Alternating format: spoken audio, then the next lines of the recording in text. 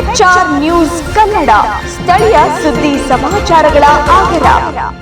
Baba Saheb doctor BR Ambedkar ಅವರು ಒಂದು ಜಾತಿಗೆ ಅಥವಾ ಒಂದು ಧರ್ಮಕ್ಕೆ ಸೀಮಿತವಲ್ಲ. ಅವರು ಇಡೀ ದೇಶದ ಆಸ್ತಿ.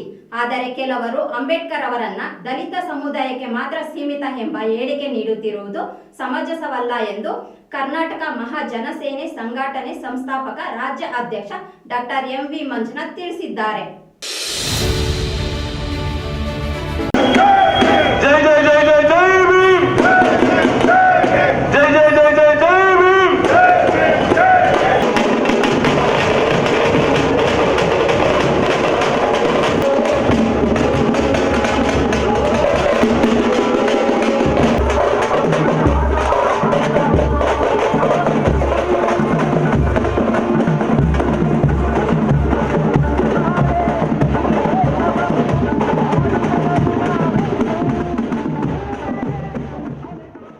ಹೌದು, ಹೊಸಕೋಟೆ ನಗರದ ಪ್ರವಾಸಿ ಮಂದಿರದಿಂದ ತಾಲೂಕು ಕಚೇರಿಯವರೆಗೆ ಹಮ್ಮಿಕೊಂಡಿದ್ದ ಬೃಹತ್ ಮೆರವಣಿಗೆ ಹಾಗೂ ಕಾಲ್ನಡಿಗೆ ಜಾಥಾ ಕಾರ್ಯಕ್ರಮದಲ್ಲಿ ತಾಲೂಕು ಕಚೇರಿ ಆವರಣದಲ್ಲಿ ಇರುವ ಡಾಕ್ಟರ್ BR ಅಂಬೇಡ್ಕರ್ ಅವರ ಪುತ್ಥಳಿಗೆ ಮಾಲಾರ್ಪಣೆ ಮಾಡಿ ಮಾತನಾಡಿದ ಅವರು, ಕರ್ನಾಟಕ ಮಹಾಜನ ಸೇವೆ ಸಂಘಟನೆ ಕಳೆದ 10 ವರ್ಷಗಳಿಂದ ನಾಡು ನುಡಿ ನೆಲ ಜಲಕ್ಕಾಗಿ ರಾಜ್ಯದಾದ್ಯಂತ ಹೋರಾಟಗಳನ್ನು ಮಾಡಿಕೊಂಡು ಬಂದಿದೆ.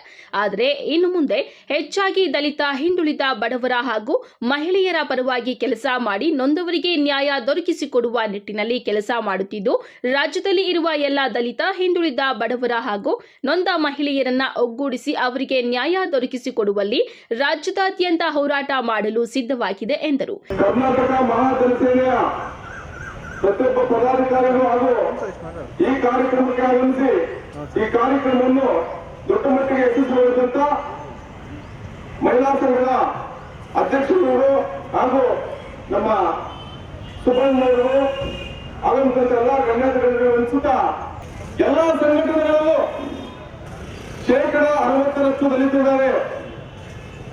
ಪ್ರತಿ ಸಂಘಟನೆಗಳಲ್ಲೂ ನೆಲದಲ್ಲಿ ಕೂತ್ಕೊಂಡು ಹೋರಾಟ ಮಾಡುವಂತ ದಲಿತರು, ಪೊಲೀಸರ ಕೈಯಲ್ಲಿ ಕೇಸ್ ಇಲಾಖೆ ದಲಿತರು, ಹೋರಾಟಗಳಲ್ಲಿ ಪ್ರತಿಯೊಂದಕ್ಕೂ ದಲಿತರು ಮುಂದೆ ಇರ್ತಾರೆ. ಆ ವಿಚಾರವಾಗಿ ಹೋರಾಟ ಮಾಡೋದು ಪ್ರತಿಯೊಬ್ಬರು ಒಂದು ಹೊಟ್ಟೆ ಹಸಿವಿನವರು, ನೊಂದಂತವರು, ಹಿಂದುಳಿದಂತವರು, ಪ್ರತಿಯೊಬ್ಬ ಹಿಂದುಳಿದಂತವರಿಂದ ಮೊದಲಾಗಿರುವಂತ ಸಂಘಟನೆಗಳೆಲ್ಲ ಕನ್ನಡಪರ ಹೋರಾಟಗಾರರಿಗೆ ನಾನು ಪ್ರತಿ ಕಾರ್ಯಕ್ರಮಗಳಲ್ಲೂ ಮನವಿ ಸಲ್ಲಿಸ್ತಾ ಇರ್ತೀನಿ. ಯಾವುದೇ ಒಂದು ಸಂಘಟನೆ ಬರೀ ಭಾಷೆ, ನೆಲ, ಜಲ ಅಲ್ಲ, ಅಂದ್ರೆ ಸಾಮಾನ್ಯ ಹಿಂದುಳಿದ ವರ್ಗ ಅಂದ್ರೆ ಬರೀ ಜಾತಿ ಹಿಂದುಳಿದ ವರ್ಗ ಅಲ್ಲ, ಆರ್ಥಿಕವಾಗಿ ಪ್ರತಿ ಜಾತಿ, ಪ್ರತಿ ವರ್ಗದಲ್ಲೂ ಕೂಡ ಹಿಂದುಳಿದ ವರ್ಗರಿದ್ದಾರೆ. ಯಾವುದೇ ಒಂದು ಹಿಂದುಳಿದ ವರ್ಗ ವ್ಯಕ್ತಿ ಪರ ಪ್ರತಿಯೊಂದು ಸಂಘಟನೆ ಕೆಲಸ ಮಾಡಬೇಕು. ಅದರಲ್ಲಿ ಈ ಕರ್ನಾಟಕ ಮಹಾಜನಸೇನೆಯು ಮುಂದಿನ ದಿನಗಳಲ್ಲಿ ಕನ್ನಡ ಪರ ಹೋರಾಟಗಾರರ ಜೊತೆಗೆ ಕನ್ನಡ ಪರ ಹೋರಾಟಗಳು ನಾಡು ನುಡಿ ಏನ್ ನಾವು ಇಷ್ಟು ವರ್ಷದಿಂದ ಕೆಲಸ ಮಾಡ್ಕೊಂಡು ಬಂದಿದ್ದೇವೆ, ಇದ್ರ ಜೊತೆಗೆ ಇನ್ನು ಮುಂದಿನ ದಿನಗಳಲ್ಲಿ ಪ್ರತಿಯೊಬ್ಬ ದಲಿತರ, ಪ್ರತಿಯೊಬ್ಬ ಹಿಂದುಳಿದ ವರ್ಗದ, ಪ್ರತಿಯೊಬ್ಬ ನೊಂದವರ, ಪ್ರತಿಯೊಬ್ಬ ಮಹಿಳೆಯರ ಇವರ ಪರವಾಗಿ ನಿರಂತರ ಹೋರಾಟ ಮಾಡ್ತೇವೆ. ಅದೇ ನಿಟ್ಟಿನಲ್ಲಿ ನಾನು ಸುಮಾರು ಜನ ಗಣ್ಯರು, ಸುಬ್ಬಣ್ಣ ಹತ್ರ ಕೂಡ ಹೇಳಿದೆ, ಇಲ್ಲಿ ST ಅಂದ್ರೆ ಬರೀ ಎಡಗೈ ಬಲಗೈ ಅನ್ನೋದೊಂದು ಮುಖ್ಯ ಅಲ್ಲ, ಇದರಲ್ಲಿ 101 ಉಪಜಾತಿಗಳಿದ್ದಾವೆ. ಪ್ರತಿಯೊಬ್ಬರು ಕೂಡ ಈ ವಿಚಾರಗಳಲ್ಲಿ ಅಂಬೇಡ್ಕರ್, ಬಾಬಾ ಸಾಹೇಬ್ ಅಂಬೇಡ್ಕರ್ ಅವರ ಒಂದು ಸೌಲಭ್ಯಗಳನ್ನ ಪಡ್ಕೊಳ್ತಾರೆ. ಮೀಸಲಾತಿಯಲ್ಲಿ ಸೌಲಭ್ಯಗಳನ್ನ ಪಡ್ಕೊಂಡು ಅಂಬೇಡ್ಕರ್ ವಿಚಾರ ಅಂತ ಬಂದ್ರೆ ಯಾರು ಕೂಡ ಮುಂದೆ ಬರೋದಿಲ್ಲ. ಇಲ್ಲಿ ನಿಲ್ಲುವಂತವರು ಎರಡೇ ವರ್ಗ, ಅದು ನಾವು ಅಣ್ಣ ತಮ್ಮಂದ್ರಾಗಿ ನಿಂತಿದ್ದೇವೆ, ಅವತ್ತಿಂದ ಇವತ್ತವರೆಗೂ ಇರ್ತೇವೆ. ಮುಂದಿನ ದಿನಗಳಲ್ಲಿ ಪ್ರತಿಯೊಂದು ನಮ್ಮ ತಾಲೂಕಾದ್ಯಂತ, ಇಡೀ ರಾಜ್ಯಾದ್ಯಂತ ಇಡೀ ದಲಿತರನ್ನ, ಹಿಂದುಳಿದ ವರ್ಗದವರನ್ನ, ನೊಂದವಂತವರನ್ನ, ಮಹಿಳೆಯರನ್ನ ಒಂದೆಡೆ ಸೇರಿಸುವಂತ ಪ್ರಯತ್ನ ಪ್ರಾಮಾಣಿಕವಾಗಿ ಕರ್ನಾಟಕ ಮಹಾಜನಸೇನೆ ಮಾಡುತ್ತೆ. ಪ್ರತಿಯೊಬ್ಬ ನಾಗರಿಕರು ಕೂಡ, ಪ್ರತಿಯೊಬ್ಬ ಗಣ್ಯ ವ್ಯಕ್ತಿಗಳು ಕೂಡ, ಪ್ರತಿಯೊಬ್ಬ ರಾಜಕೀಯ ವ್ಯಕ್ತಿಗಳು ಕೂಡ ನಮ್ಮ ಜೊತೆ ಕೈ ಜೋಡಿಸಬೇಕು. ಪ್ರಾಮಾಣಿಕವಾಗಿ ಕೆಲಸ ಮಾಡಕ್ ಬಂದಿದ್ದೇವೆ, ಸೇವೆ ಮಾಡೋದಕ್ಕೆ ಬಂದಿದ್ದೇವೆ. ಯಾವುದೇ ರಾಜಕಾರಣಿ ಹತ್ರ ನಾವಿಲ್ಲ, ಯಾವುದೇ ಪಕ್ಷದಲ್ಲಿಲ್ಲ, ಯಾವುದೇ ಪಕ್ಷಕ್ಕೂ ನಾವು ಹೋಗಲ್ಲ. ಪ್ರತಿಯೊಂದು ಕೂಡ ನ್ಯಾಯಪರ ನಿಂತು ಬಡವರಿಗೆ, ನೊಂದಂತವರಿಗೆ ನ್ಯಾಯ ಕೊಡಿಸುವಂತ ಕೆಲಸ ಮಾಡ್ತೇವೆ. ಕನ್ನಡ ಪರ ಹೋರಾಟಗಾರರು ಎಷ್ಟು ಜನ ಇದ್ದೀರಿ, ನೀವು ಯಾವುದೇ ಸಂಘಟನೆಯಲ್ಲಿ ಇದ್ರೂ ಕೂಡ, ಯಾವುದೇ ಸಂಘಟನೆಯಲ್ಲಿ ಕೆಲಸ ಮಾಡ್ತಾ ಇದ್ರು ಕೂಡ ಪ್ರತಿಯೊಂದು ಸಂಘಟನೆ, ಪ್ರತಿಯೊಂದು ರಾಜಕಾರಣ ಇವತ್ತು ಡಾಕ್ಟರ್ ಬಾಬಾ ಸಾಹೇಬ್ ಅಂಬೇಡ್ಕರ್ ಅವರು ಮಾಡುವಂತ ಸಂವಿಧಾನ ಕೆಳಗಡೆ ಕೆಲಸ ಮಾಡ್ತಾ ಇರುತ್ತದೆ. ಇವತ್ತು ನಮ್ಮ ಮಕ್ಕಳನ್ನ ನಾವು ಬೀದಿಯಲ್ಲಿ ನಿಂತು ಕೇಳ್ತೀವಿ ಅಂದ್ರೆ ಅದು ಬಾಬಾ ಸಾಹೇಬ್ ಅಂಬೇಡ್ಕರ್ ನಮ್ಗೆ ಕೊಟ್ಟರುವಂತ ಒಂದು ಹಕ್ಕು. ಆ ಒಂದು ಹಕ್ಕಿನಲ್ಲಿ ಪ್ರತಿಯೊಂದು ಕಾರ್ಯಕ್ರಮಗಳಷ್ಟೇ, ಪ್ರತಿಯೊಂದು ನ್ಯಾಯಪರ ಹೋರಾಟಗಳನ್ನ ನಾವು ಮಾಡ್ತಾ ಬರ್ತೀವಿ. ಯಾವುದೇ ವ್ಯಕ್ತಿಗಾಗ್ಲಿ ಯಾವುದೇ ಶಕ್ತಿಗಾಗ್ಲಿ ಹೊಡೆಯೋದಿಲ್ಲ. ಬಡವನ ಪರ, ಕಟ್ಟ ಕಡೆಯ ಪರ, ಕಟ್ಟ ಕಡೆ ವ್ಯಕ್ತಿಯ ಪರ, ಒಂದಂತವರ ಪರ ನಿರಂತರವಾಗಿ ಕೆಲಸ ಮಾಡ್ತದೆ. ತಾಲೂಕಿನಾದ್ಯಂತ, ಇಡೀ ರಾಜ್ಯಾದ್ಯಂತ ಪ್ರತಿ ಹಳ್ಳಿಗೂ ಬರುತ್ತೀವಿ. ನಮ್ಮ ಕಾರ್ಯಕರ್ತರು ಪ್ರತಿ ಕಡೆ ಹಲವಾರು ಜಿಲ್ಲೆಗಳಲ್ಲಿದ್ದಾರೆ. ಕನ್ನಡ ಪರವಾಗಿ ಇದ್ದ ಸಂಘಟನೆ ಇವತ್ತು ಸಂಪೂರ್ಣವಾಗಿ ನೊಂದಂತವ್ರ ಪರ, ಆದ್ರೆ ಯಾವುದೇ ಜಾತಿ ಪರ ಅಲ್ಲ. ಡಾಕ್ಟರ್ ಬಾಬಾ ಸಾಹೇಬ್ ಅಂಬೇಡ್ಕರ್ ಅವರು ಯಾವುದೇ ಜಾತಿ ಪರ ನಿಲ್ಲ, ಒಬ್ಬರಿಗೋಸ್ಕರ ಸಂವಿಧಾನ ಬರಲಿಲ್ಲ. ಇಡೀ ಸರ್ವರು ಸಮಾನ ಎಂದು ತೋರಿಸಲು ಅಂಬೇಡ್ಕರ್ ಅವರು ಸಂವಿಧಾನ ಬರೆಸಿರೋದು. ಇವತ್ತು ಯಾರು ಕೂಡ ಹಲವಾರು ಸಂಘಟನೆಗಳಲ್ಲಿ, ದಲಿತ ಪರ ಸಂಘಟನೆಗಳಲ್ಲಿ ಪ್ರತಿ ಜನ ಒಂದು 10 ಜನ ಕರ್ಕೊಂಡೋಗಿ ಎಲ್ಲ ಒಂದು ಹೋರಾಟ ಮಾಡ್ತಾರೆ. ಒಗ್ಗಟ್ಟಿಲ್ಲ. ಮುಂದಿನ ದಿನಗಳಲ್ಲಿ ನಮ್ಮ ರಾಜ್ಯಾದ್ಯಂತ ಎಷ್ಟೋ ಜನ ಸಂಘಟನೆ ಅಧ್ಯಕ್ಷರಿದ್ದಾರೆ. ಅಷ್ಟು ಅಧ್ಯಕ್ಷರು, ರಾಜ್ಯಾಧ್ಯಕ್ಷರು ಒಂದೆಡೆ ಸೇರಿಸಿ, ಅಷ್ಟೋ ಜನ ಕಾರ್ಯಕರ್ತರನ್ನು ಒಂದೆಡೆ ಸೇರಿಸಿ ದೊಡ್ಡ ಮಟ್ಟದಲ್ಲಿ ಅಂಬೇಡ್ಕರ್ ಅಂದ್ರೆ ಪ್ರತಿಯೊಬ್ಬರು ಬಂದು ನಿಲ್ಬೇಕು. ಯಾವುದೇ ಜಾತಿ ಇಲ್ಲ, ಯಾವುದೇ ಮತ ಇಲ್ಲ, ಸರ್ವರಿಗೂ ಹಕ್ಕು ಕೊಟ್ಟರಂತ ಬಾಬಾ ಸಾಹೇಬ್ ಅಂಬೇಡ್ಕರ್ ವಿಚಾರ ಅಂತ ಬಂದ್ರೆ ಇಡೀ ರಾಜ್ಯಾದ್ಯಂತ ಜನ ಒಂದು ಕಡೆ ಸೇರುವಂತ ಕೆಲಸ ಮಾಡಬೇಕು. ಪ್ರತಿಯೊಬ್ಬರು ಕೂಡ ಬಾಬಾ ಸಾಹೇಬರು ವಿಚಾರಗಳನ್ನ ತಿಳಿಸ್ಕೋಬೇಕು. ಅವರ ವಿಚಾರಗಳನ್ನ ಡೀಪಾಗಿ ಹೋಗಿ ಓದಿದ್ರೆ ಅವರ ಮನಸ್ಥಿತಿ ಏನಿತ್ತು ಅಂತ ಪ್ರತಿಯೊಬ್ಬರು ತಿಳ್ಕೊಂಡ್ರೆ ಯಾವುದೇ ಜಾತಿಗೂ ಸೀಮಿತ ಅಲ್ಲ ಬಾಬಾ ಸಾಹೇಬರು ಅಂತ ಗೊತ್ತಾಗುತ್ತೆ ನಿಮ್ಗೆ. ಬಳಿಕ ದಲಿತ ಮುಖಂಡ ಐಆರ್ ನಾರಾಯಣಸ್ವಾಮಿ ಮಾತನಾಡಿ, ಕರ್ನಾಟಕ ಮಹಾಜನ ಸೇವೆ ಸಂಘಟನೆ ರಾಜ್ಯದಾದ್ಯಂತ ಉತ್ತಮ ಹೆಸರು ಪಡೆದಿದ್ದು ಅನೇಕ ಹೋರಾಟಗಳನ್ನ ಮಾಡಿಕೊಂಡು ಬರುತ್ತಿದೆ. ಆದರೆ ಈಗ ದಲಿತರನ್ನ ಒಗ್ಗೂಡಿಸಿ ದಲಿತ ಹಿಂದುಳಿದವರಿಗೆ ನ್ಯಾಯ ಕೊಡಿಸುವ ನಿಟ್ಟಿನಲ್ಲಿ ಹೋರಾಟಕ್ಕೆ ಮುಂದಾಗಿದ್ದಾರೆ. ಅವರ ಹೋರಾಟ ರಾಜ್ಯದಾದ್ಯಂತ ಉತ್ತಮ ಹೆಸರು ಪಡೆದುಕೊಳ್ಳಲಿ ಎಂದು ಶುಭ ಹಾರೈಸುತ್ತೇನೆ. ಇವತ್ತು ಮಹಾಜನಸೇನಾ ಸಂಘಟನೆ ಒಂದು ಬೃಹತ್ ಮೆರವಣಿಗೆ ಕಾರ್ಯಕ್ರಮವನ್ನ ಮಾಡಿದ್ದು ಬಹಳ ಸಂತೋಷ.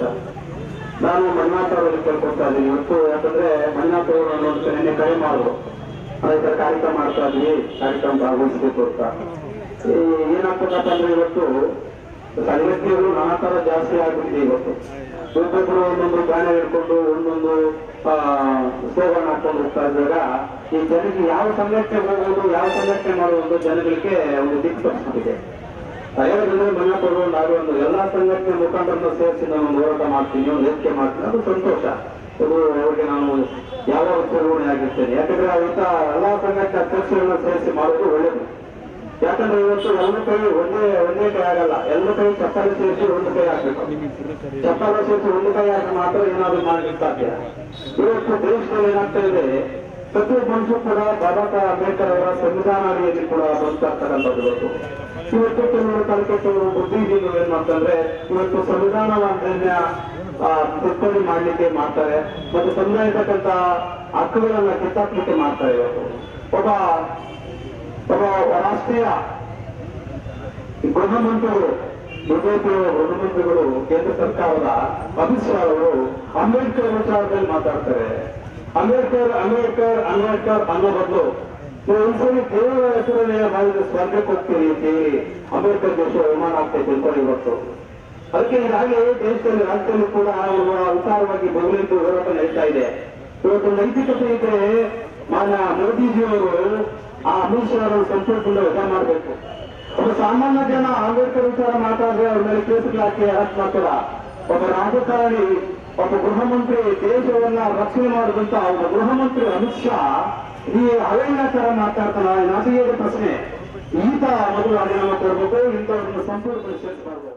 ನಂತರ ದಲಿತ ಹೋರಾಟಗಾರ ಶಿವಕುಮಾರ್ ಚಕ್ರವರ್ತಿ ಮಾತನಾಡಿ, ದಲಿತ ಸಂಘಟನೆಗಳು ಮೊದಲು ಒಗ್ಗೂಡಬೇಕು. ಸಂಘಟನೆಗಳನ್ನ ಹಾಗೂ ಯುವಕರನ್ನ ದಾರಿ ತಪ್ಪಿಸುವಲ್ಲಿ ಕೆಲವು ರಾಜಕೀಯ ಪಕ್ಷಗಳು ಹಾಗೂ ಅನ್ಯ ಕೋಮಿನವರು ಮಾಡುತ್ತಿದ್ದಾರೆ.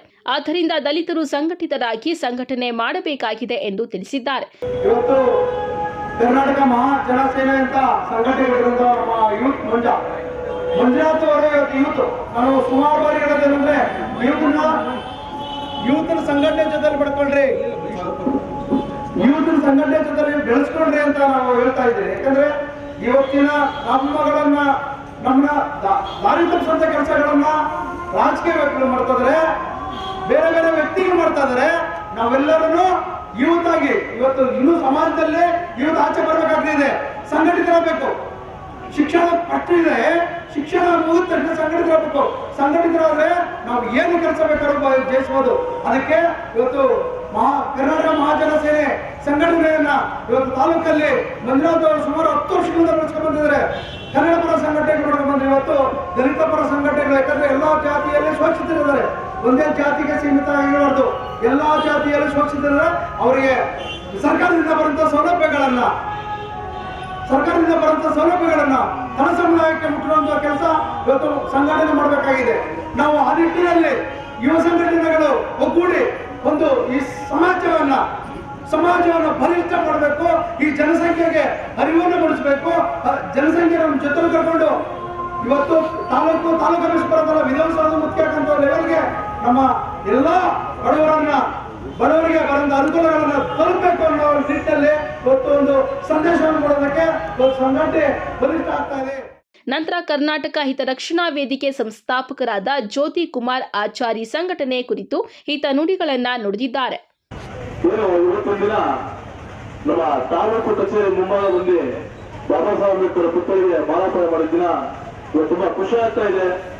ಯಾಕಂತ ಹೇಳಿದ್ರೆ ನಮ್ಮ ಆತ್ಮೀಯ ಸ್ನೇಹಿತರಾದಂತ ಎಂ ವಿ ಮಂಜುನಾಥ್ ಅವರು ನಾನು ಅವರು ಸುಮಾರು 10 ವರ್ಷಗಳಿಂದ ಬೆಳವಣಿಗೆಗಳಾಗಿದ್ದೀರಿ.